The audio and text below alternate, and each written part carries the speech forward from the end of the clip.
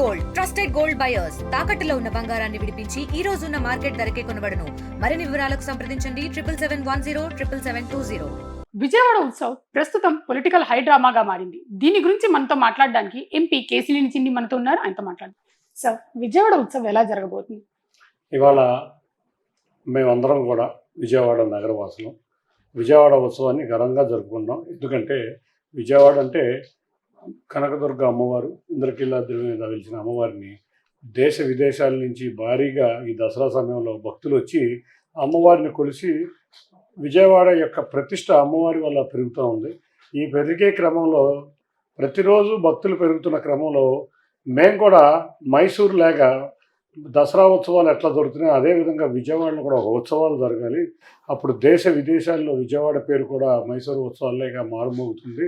ఇక్కడున్న చిరు వ్యాపారులకు కూడా కొంత వ్యాపారం దొరుకుతుంది. అంతేకాకుండా పెద్ద వ్యాపారస్తులు కూడా వ్యాపారం దొరుకుతుందని ఘనంగా ఈ విజయవాడ ఉత్సవాన్ని అమ్మవారి ఆశీస్సులతో అతి భారీ ఏర్పాట్లతో మేము విజయవాడ ఉత్సవాన్ని నిర్వహించుకోబోతున్నాం.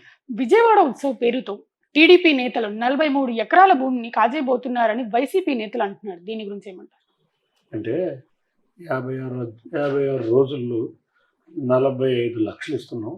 గుడికి 2 లక్షలు సంవత్సరానికి కూడా ఆదాయం రాని సమయంలో 56 లక్షల భూమికి 56 రోజుల భూమి అద్దెకి 46 లక్షలు. అంటే మేము తీసుకునేది భగవంతునికి ఎంతో ఉపయోగపడాలి, చక్కగా వ్యాపారం చేసుకోవాలి మేము అని అత్యంత ఖర్చు ఇంత డబ్బులు మేము ఇస్తున్నాం. అంటే గుడి డెవలప్ అవ్వాలని. దాన్ని ఎట్లా కబ్జా చేస్తున్నట్టు 56 రోజులు నాకు తెలియదు, మీరే చెప్పండి. మరి వాళ్ళు ఏదో ఆరోపణ చేస్తున్నారని అడగడం కాదు. 56 రోజులే కదా మేము లీవ్ తీసుకునేది. కోర్టు కూడా 56 రోజులు మీరు చేసుకుని వెంటనే ఖాళీ చేయాలని కూడా ఇచ్చింది కదా. కాబట్టి 56 రోజులకి మేము 45 లక్షలు బందర్ వెంకటేశ్వర స్వామి వారి దేవాలయానికి ఇచ్చి మేము తీసుకోవడం జరిగింది. దేవాదాయ భూములు ఆదాయం పెరగాలి, దేవాదాయ ఆస్తులు పరిరక్షించాలి, దేవాదాయ భూముల్లో వచ్చే ఆదాయంతో గుళ్ళు మంచిగా అభివృద్ధి చెందాలని కోరుకునే మాది ఎన్డీఏ ప్రభుత్వం. మేమెందుకు కబ్జాలు చేస్తాము, మేమెందుకు ఇటువంటి పనులు చేస్తాము? ఎక్కడ ప్లేస్ దొరకనట్టు గొల్లపూడి లేని దేవాదాయ శాఖని లీజ్ తీసుకున్నారు అని అంటున్నారు. అంటే మీకు ఆ భూమి దక్కలేదనే వైసీపీ మీద విమర్శలు చేస్తున్నారు అంటున్నారు. నేను ఎక్కడ విమర్శలు చేశాను? నేను ఏ రోజు విమర్శలు చేయాలి. వాళ్ళు ఏదైనా ఇస్తే నిన్న కౌంటర్ ఇచ్చాం, కానీ ఇంతవరకు నేను ఎక్కడ వాళ్ళే ఆరోపణ చేస్తున్నారు 10 రోజుల నుంచి. మేము ఏమైనా ఆరోపణ చేసినా మీకు ఎక్కడ మీడియాలో కనపడిందా? మేము ఎక్కడ చేయలేం. మేము విజయవాడ ఉత్సవం చేసుకుందామని మేము అనుకుంటున్నాం. అనుకునే సమయంలో వాళ్ళు మనం చూస్తే విజయవాడలో అంతకుముందు ఎగ్జిబిషన్ జరిగే పీడబ్ల్యూడీ గ్రౌండ్ గౌరవ అంబేద్కర్ గారి విగ్రహాన్ని మనం స్థాపించుకోవడం జరిగింది. ఆ స్థాపించుకోవడం వల్ల ప్లేస్ ఎక్కడా లేదు. వాళ్ళ విజయవాడ నగరవాసులు అందరికీ తెలుసు, విజయవాడ నగరంలో ప్లేస్ లేకపోవడం వల్ల ఎంతో నగరవాసులు మొన్న వరదలు వస్తే చూడటానికి తండోపతండాలుగా అక్కడికి వెళ్ళారు. కాబట్టి 56 రోజులకి ఏం వస్తుందమ్మా నాకు అర్థం కావట్లేదు. నాకు వాళ్ళు మాట్లాడే మాటలు మేమైతే ఎక్కడ విమర్శ చేయాల. నిన్న వాళ్ళు కోర్టులో దాఖలు చేసిన దొంగ ఎఫిడవిట్లప్పుడు మాత్రమే మేము ఇట్లా చేస్తున్నారు, మభ్య పెడుతున్నారని విమర్శించడం జరిగింది. ప్రతిరోజు మీరు రాజకీయాల కంటే ఎక్కువ ప్రజాసేవ కంటే రోజు ఎంత డబ్బులు వచ్చింది సాయంత్రం అని ఇది ఎక్కువ కాన్సన్ట్రేషన్ చేస్తారని పేర్ని నాని ఇందాక ప్రెస్ మీట్లో అన్నారు. దీని గురించి ఇప్పుడు అంతకుముందు వివేకానంద రెడ్డి గారి హత్య జరిగింది. ఎవరి మీద తోశారు? గౌరవ ముఖ్యమంత్రి నారా చంద్రబాబు నాయుడు గారు చూపించారు. తర్వాత కోడికత్తి అని ఒక డ్రామా ఆడారు. అది కూడా ఎవరి మీద తోశారు? తెలుగుదేశం మీద తోశారు. అంతేకాకుండా గొలకరాయి అని ఇంకో డ్రామా ఆడారు.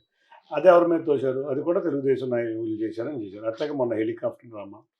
వీళ్ళకి ఒక ఫార్ములా ఉంది.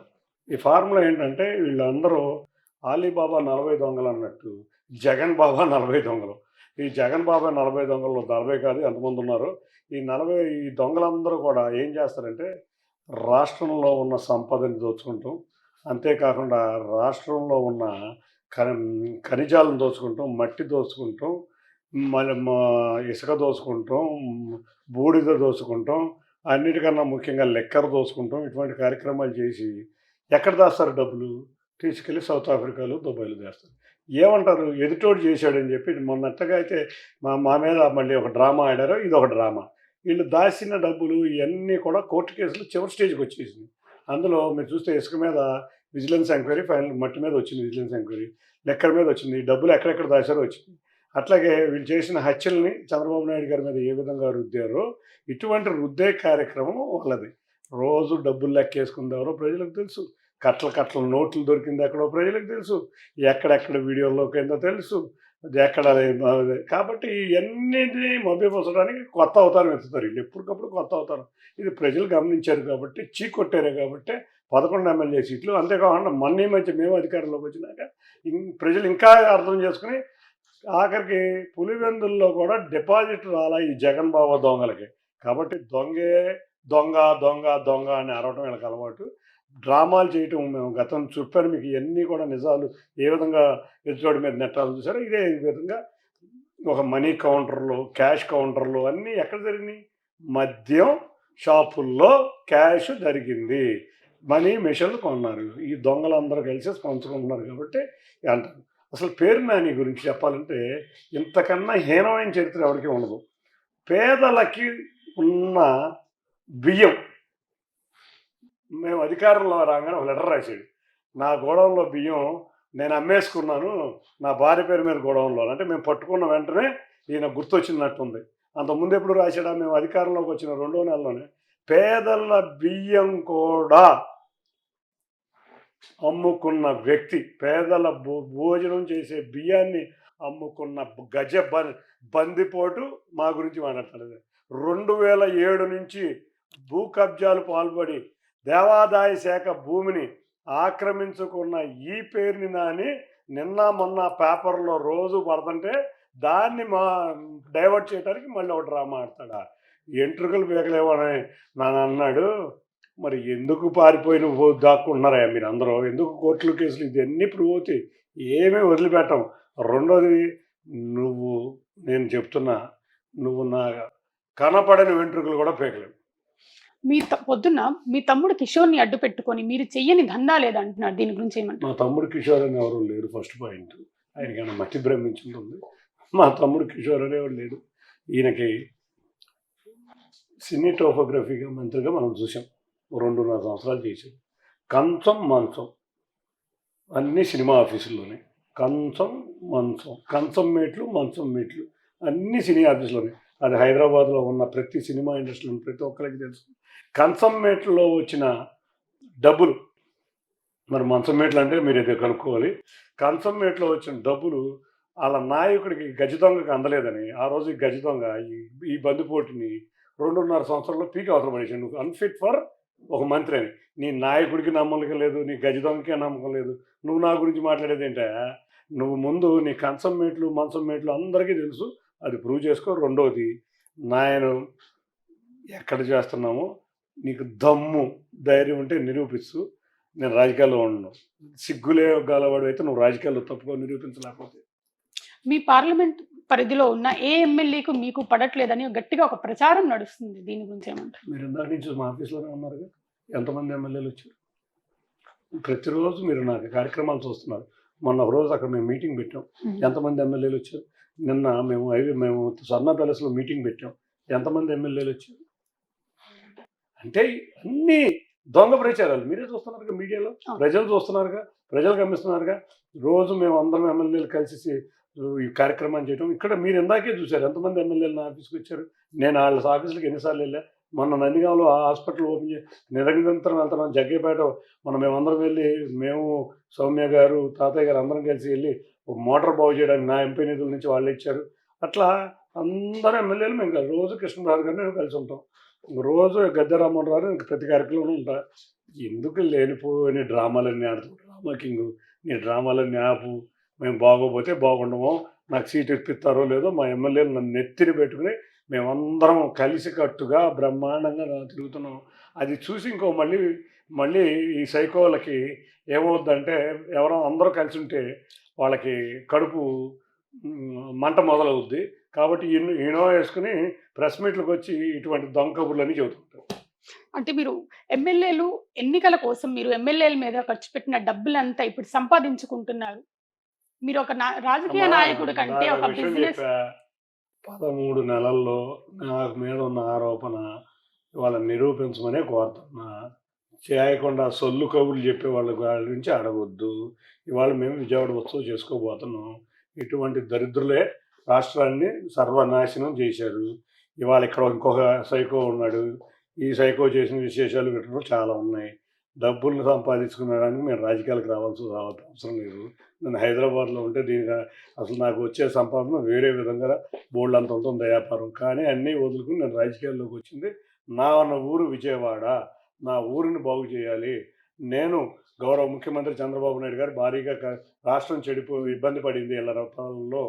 చంద్రబాబు నాయుడు గారు ముఖ్యమంత్రి రావాలి అని ఎన్నో సేవా కార్యక్రమాలు. ఏ రోజు ప్రజల్లో కనపడిన వెధవలు వీళ్ళు, ప్రెస్ మీట్లకే పరిమితమైన వెధవలు వీళ్ళు. నన్ను రోజు మీ ప్రోగ్రామ్స్ నాకు తెలుసు, ఎన్ని నియోజకవర్గాలు తిరుగుతాను అని.